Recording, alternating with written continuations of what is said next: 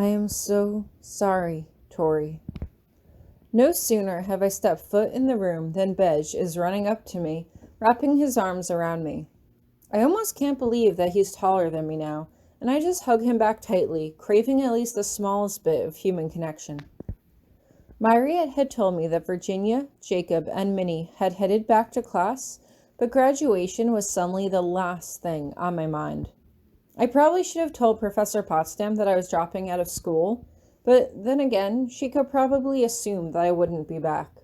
I hadn't told her anything that happened, but Potsdam seemed to have her own ways of finding this stuff out anyhow.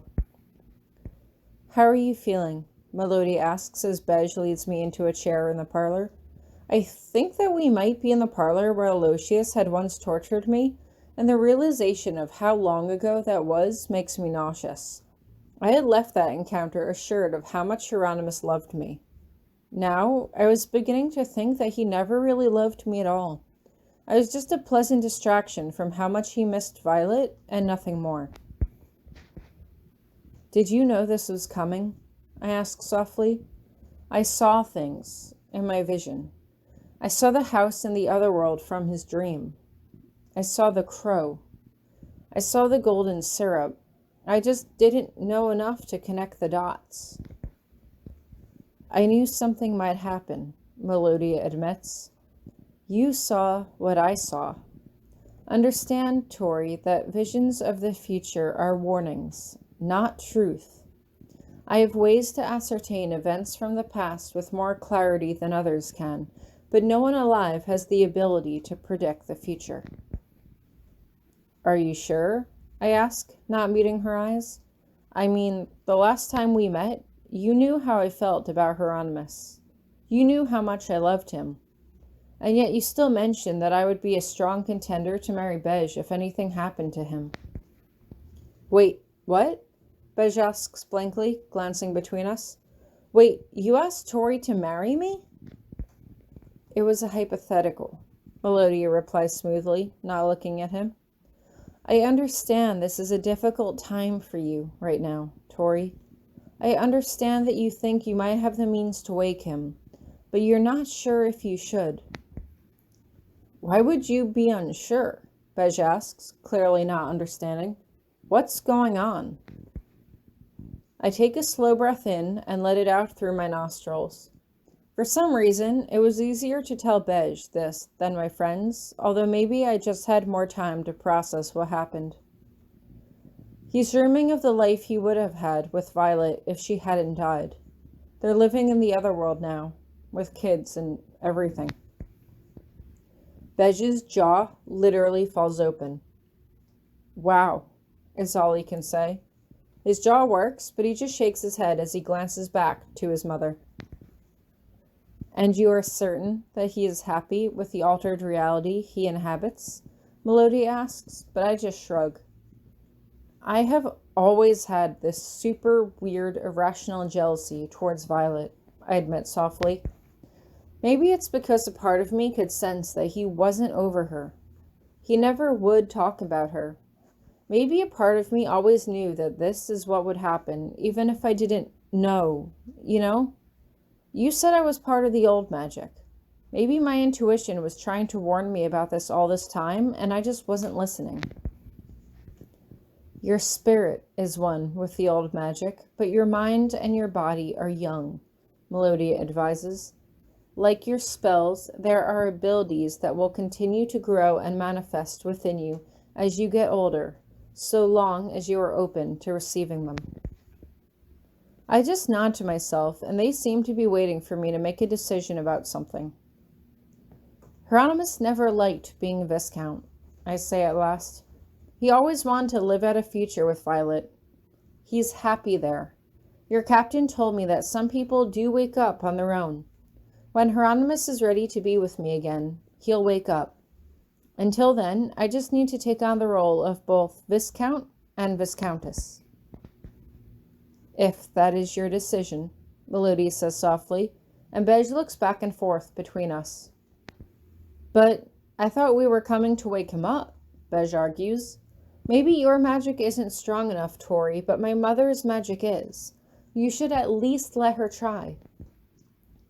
Do you realize how angry he would be if he woke up to suddenly find that his perfect fairy tale life was ripped away from him?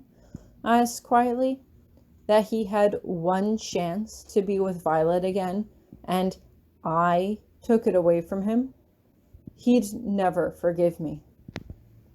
Then let my mother do it, Bej argues. He could blame her, not you. It's all the same, Bej, Melodia says with a sigh.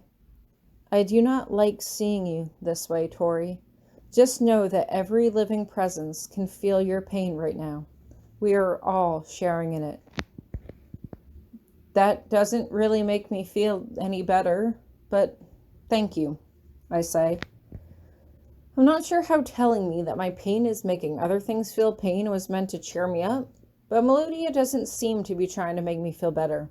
It feels like she's trying to get me to acknowledge my grief and figure out a way to move forward. Maybe that's what I needed right now. I wanted to stay in the past, where Hieronymous and I were still together, but maybe Hieronymous was just that, part of my past now. I had two choices. Either I could try to wake him up, or I could leave him be.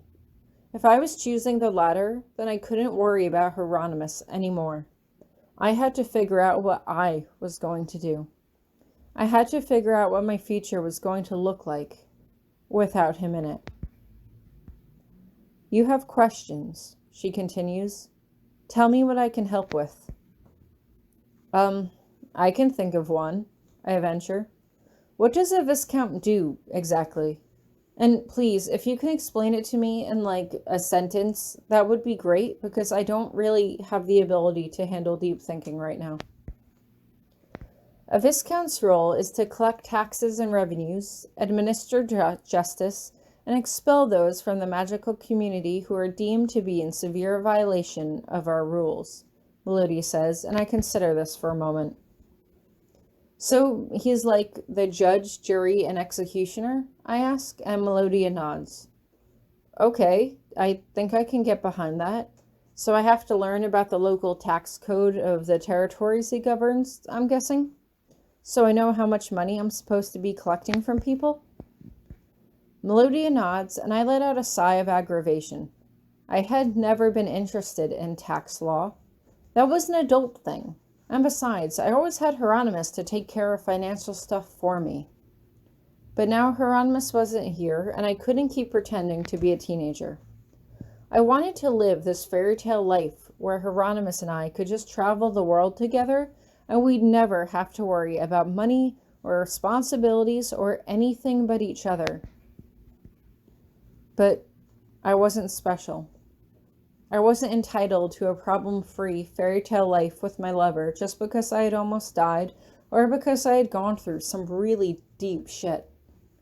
There were people who would spend their entire lives digging through emotional trenches without ever once coming up for air, and I wasn't entitled to happiness any more than they were. I had found happiness. I had found my rock.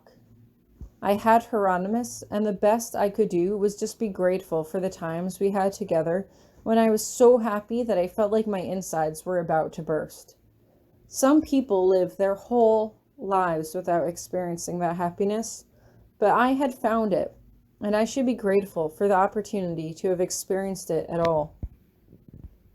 Maybe I was inviting more problems on myself by not trying to wake Hieronymous up, but I could live with the hope that he might one day. I couldn't live with myself if he decided he could no longer be with me if I had taken him away from his fairy tale life with the person he actually loved the most. Maybe he felt the same towards Violet that I felt about him, and if that was true, then I could never hurt him that deeply by breaking them apart. It may not have been real, but it was real to him, and that was all that mattered. Pardon me, mademoiselle, Mariette says as she opens the door. I was just wondering if you and your guests would like some tea. Yes, thank you, I say. And Mariette, contact Jacob's parents and find out the earliest they can get here. I have a lot to learn.